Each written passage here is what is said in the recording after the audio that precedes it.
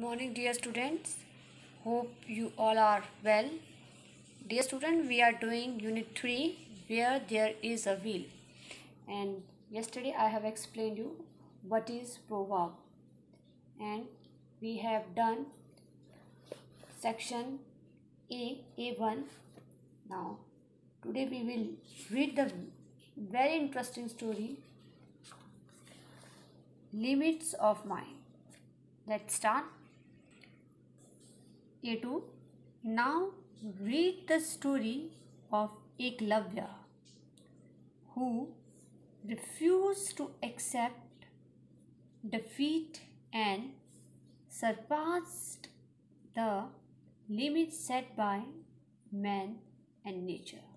This is the story of a boy, Eklavya, and how he refused the limits which is set by the man and nature, और कैसे वो है Sarpass means cross करता है उस limits को जो कि सेट की गई थी कुछ कास्ट के लोगों के लिए इन एंशंट। अगर हम एंशंट टाइम की बात करें तो बहुत से ऐसे रूल्स थे जो कि बनाए गए थे जिनको कुछ जाति के लोग फॉलो नहीं कर सकते थे। तो कैसे उन्होंने इसे एक्सेप्ट करने से मना कर दिया था और कैसे उन्होंने उसको क्रॉस किया लिमिट्स को। So we know who is Eklavya. आपने महाभारत में एकलव्य के बारे में या सीरियल में एकलव्य के बारे में देखा ही होगा एकलव्य कौन थे। तो उनकी हम स्टोरी आज पढ़ने वाले हैं। Limits of the mind. Long ago, a little boy called Eklavya was born in a poor family. बहुत समय पहले की बात है, एक छोटा बच्चा जिसका नाम क्या था, एकलव्य, और वो कहाँ पैदा हुआ, एक पुअर फैमिली में, यानी कि बहुत ही गरीब फैमिली में। His family lived a little away from Hastinapur, और उसकी फैमिली जो है एक जगह जिसका नाम था हस्तिनापुर उससे थोड़ी दूरी पर रहती थी। द कैपिटल ऑफ कुरु किंग्स, जो कौरव थे ना उनकी कैपिटल क्या थी, हस्तिनापुर। तो जो कौरवों के जो राजा थे उनकी जो कैपिटल थी हस्तिनापुर, तो एकलव्य की फैमिली वहाँ से थोड़ी दूरी पर ही रहती थी।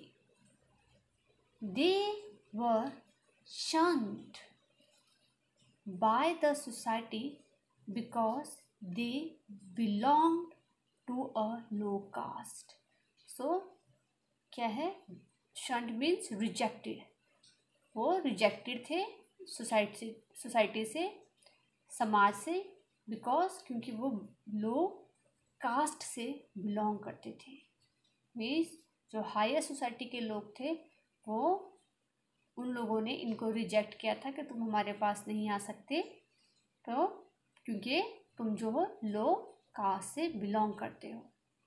तो पुराने समय में क्या था, कास्ट सिस्टम बहुत होता था, ब्राह्मण, क्षत्रिय, वैश्य, फिर शूद्र। तो जो कि आज के समय में ऐसा नहीं है, ठीक है, सब अपनी कैपेसिटी और कैपेबिलिटी के अकॉर्डिंग अपने आप को प्रूव करते हैं। बट पुराने टाइम में ऐसा नहीं था, तो इन लोगों को नीचा समझकर इन्हें बहुत दूर रखा जाता था।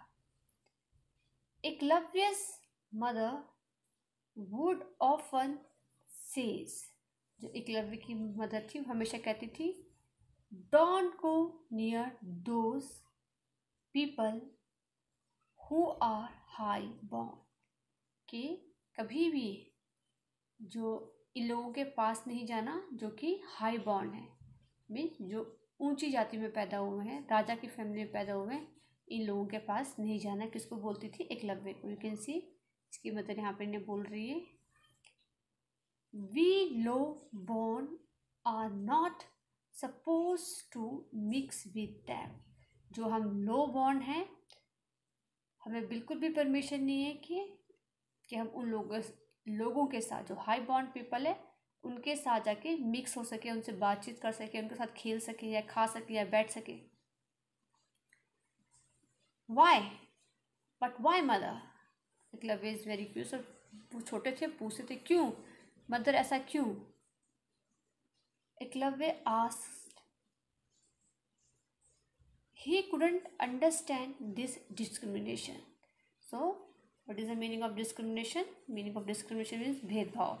तो वो इस भेदभाव को समझते नहीं थे कि जो हाई बॉन्ड पीपल के साथ हम लोग क्यों नहीं खेल सकते, या वो हमारे साथ क्यों नहीं खेल सकते, तो ऐसा भेदभाव क्यों है? सो गॉड सेट दिस लिमिट्स। सो जो गॉड है उन्होंने ये लिमिट सेट की है।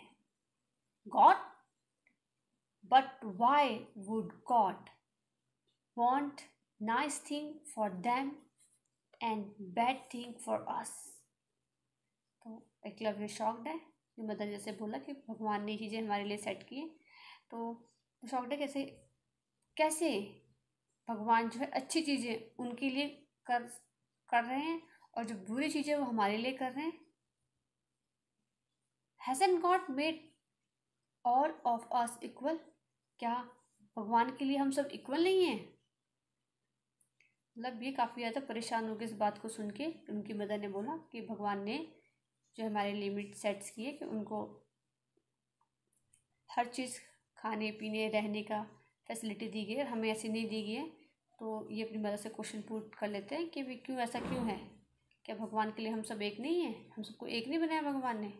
जैसे कि हमको पता है कि भगवान ने हम सबको एक ही बनाया, लेकिन लोगों ने पुराने टाइम में डिस्क्रिमिनेशन करके अलग अलग सबको जो है कैटेगरी में डिवाइड कर दिया था। भगवान के लिए हम सब एक ही हैं। ही साइड,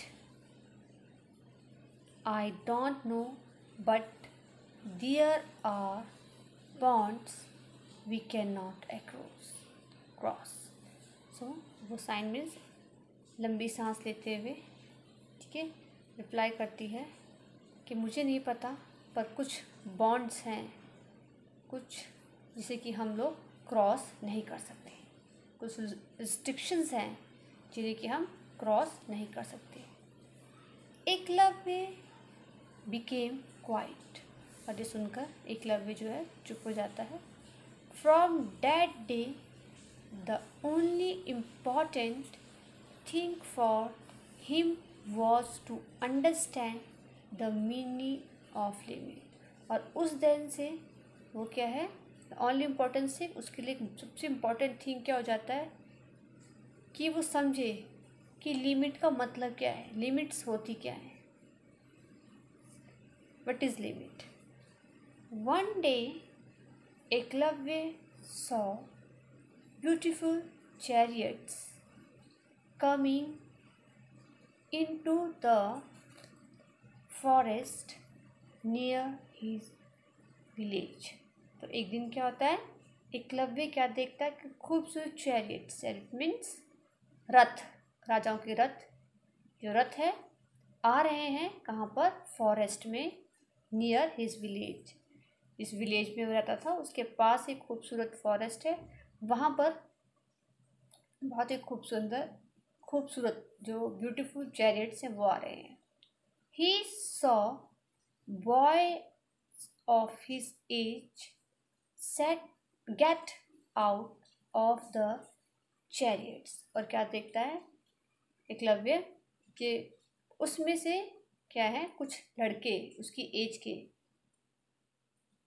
जो रथ है उसमें से उतर रहे हैं। Last an old man was snowy white here came out looking stern and calm।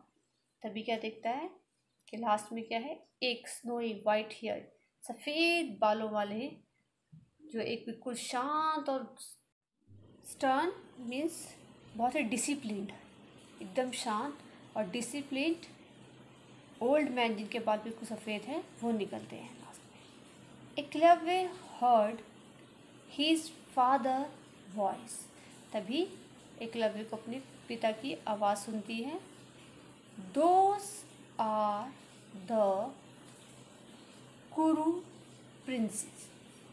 कहते हैं कि जो वो लड़के जो आ रहे हैं वो क्या है, कुरु प्रिंस है, राजकुमार हैं, कुरुकुल के राजकुमार हैं सारे. With their great teacher Drona.